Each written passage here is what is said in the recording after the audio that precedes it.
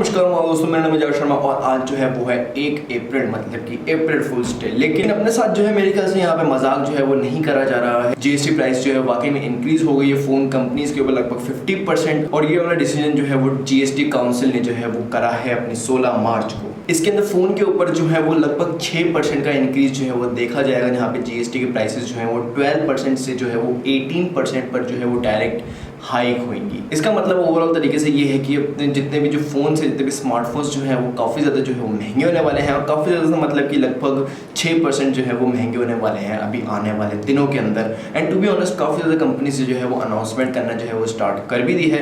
तो आज इस वाली वीडियो के अंदर मैं आपको बताने वाला हूँ कि कौन कौन से स्मार्टफोन्स की प्राइसेस जो है वो बढ़ रही हैं और अपने को क्या करना चाहिए। तो अपेरेंटली ये डिसीजन जो है वो सिर्फ इसलिए लिया गया है ताकि अपन लोगों को ही जो है वो एक तरीके से सुविधा हो, क्योंकि आने वाले दिनों के अंदर जो फोन्स हैं वो काफ़ी ज़्यादा सस्ते हो रहे थे। एंड टू बी ऑनेस्ट काफ़ी ज़्यादा लोग जो है वो ले रहे थे। एक बंदा जो है वो दो फोन्स कैरी करके चल रहा था।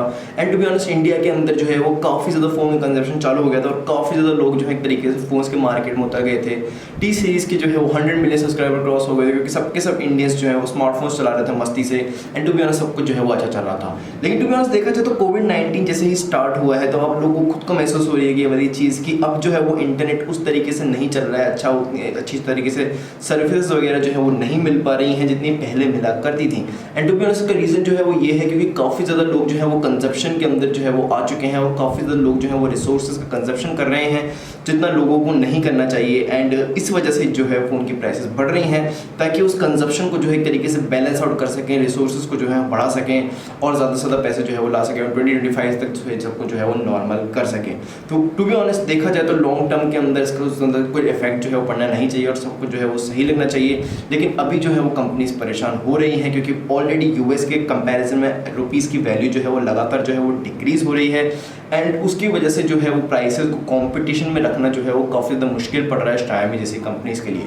Xiaomi के जो सीईओ ने उसने बाकायदा अनाउंस भी करा है कि ये जो है वो 15,000 से कम फ़ोनों के ऊपर लागू नहीं होना चाहिए, लेकिन इसकी अभी कोई सी भी सुनवाई जो है वो जीएसटी काउंसिल ने अभी तक नहीं करी है। तो सबसे पहले अपन बात करते हैं Xiaomi के फ़ोन्स के ऊपर ही। जो अपनी Redmi Note 9 वगैरह की सीरीज़ है उसके ऊपर लगभग हो सकता है कि 1 या 2,000 रुपये जो है वो बढ़ जाए। Xiaomi Redmi K20 Pro के ऊपर जो है वो लगभग 2,000 रुपये का प्राइस इंक्रीज जो है वो ऑलरेडी आ चुका है और Poco X2 के ऊपर भी जो है वो 1,000 रुपये का प्राइस इंक्रीज जो है वो आ चुका है। तो अगर आपने मेरा रिव्यू देख के Poco X2 खरीद लिया होगा टाइम पे तो आपके 1,000 रुपये बच गए हैं, थैंक मी लेटर। साथ साथ बात करूँ आईफोन्स की तो आईफोन्स के ऊपर भी जो है वो काफ़ी ज़्यादा फर्क जो है पड़ा है। iPhone 11 जो लगभग 64,000 रुपीज़ का जो है मार्केट में अवेलेबल था, अब वो स्मार्टफोन जो है वो 68,300 रुपीज़ का जो है मार्केट में अवेलेबल है। और साथ ही साथ बात करूँ iPhone XR की जो कि iPhone 11 से पहले वाला मॉडल है वो जो है 49,000 रुपीज़ का जो है अवेलेबल था और अब वाला स्मार्टफोन जो है वो 52,500 रुपीज़ का जो है वो अवेलेबल है। साथ ही साथ बात करूँ iPhone 11 Pro की जिसका मैंने अभी रिसेंटली रिव्यू करा था, उसकी प्राइस जो है वो 1 लाख रुपये थी, मतलब 1 लाख रुपये ही थी।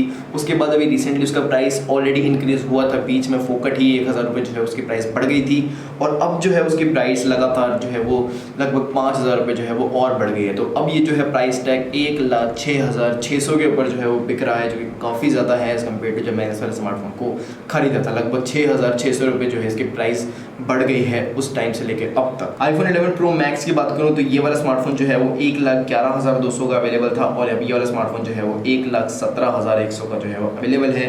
और साथ ही साथ iPhone XS, iPhone 8, iPhone 8 Plus, iPhone 7, iPhone 7 Plus सबकी प्राइस के अंदर जो है वो लगभग 2 से 3,000 का जो है वो इंक्रीमेंट आया है इस वाले मार्केट के अंदर। साथ ही साथ दुनिया भर की छोटी मोटी कंपनीज भी जो है अपनी प्राइसेस का जो है वो हाइक का जो है वो अनाउंसमेंट कर रही हैं। जैसे कि बात करूँ ओप्पो की, ओप्पो वैसे छोटी मोटी कंपनी नहीं है लेकिन फिर भी काफ़ी ज़्यादा लोग इसके स्मार्टफोन्स खरीदते हैं और वैसे उसके स्मार्टफोन्स जो इतने पावरफुल नहीं होते और to be honest value for money नहीं होते, लेकिन फिर भी लोग खरीदते हैं क्योंकि उसकी ऑफलाइन मार्केट वैल्यू जो है काफ़ी ज़्यादा है और काफ़ी ज़्यादा अच्छी पैसा जो है वो खर्च करते हैं मार्केटिंग के ऊपर।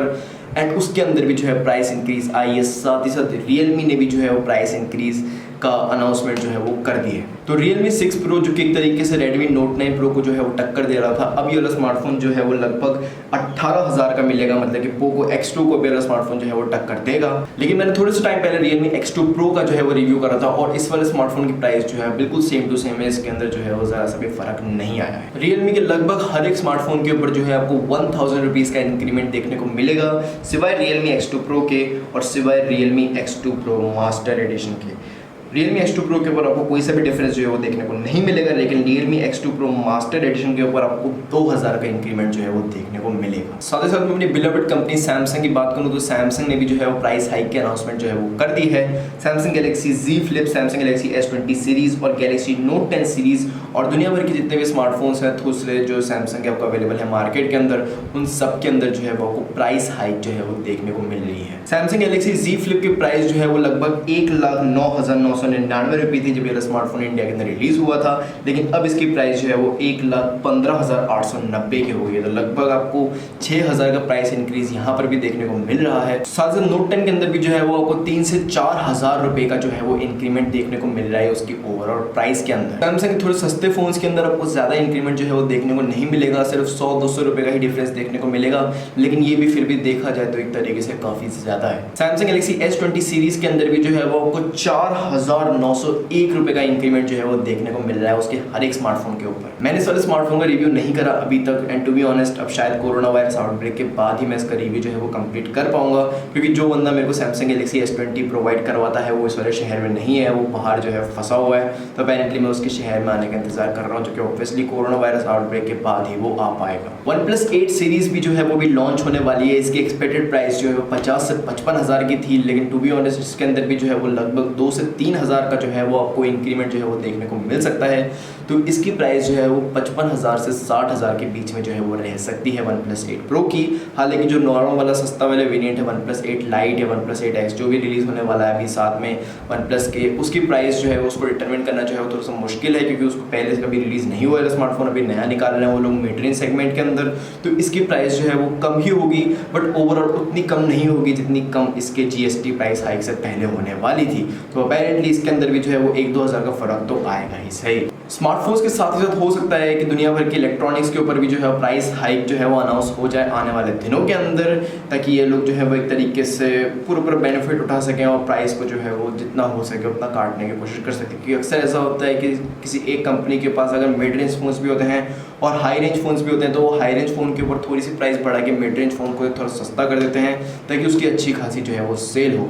तो वो देखा जाएगा कि आने वाले दिनों में कंपनीज जो है वो कैसे कोप करती हैं। जैसे कि आपने सुना कि रेडमी के जो CEO है मनोज जैन, उसने GST काउंसिल को जो है वो रिक्वेस्ट करी है ताकि इसको जो है वो एक बार वापस से रिवीजन में लिया जाए, वापस से थोड़ा सोचा समझा जाए। तो हो सकता है कि आने वाले दिनों के अंदर अपने को जो है वो थोड़ा सा रिलीफ मिल जाए। बट यही है अभी सिचुएशन, यही है प्राइस है, यही है कोरोना वायरस है। आई होप आपको ये वीडियो पसंद आई होगी। This is mister signing off. नमस्कार दोस्तों, मेरा नाम है जावेद शर्मा।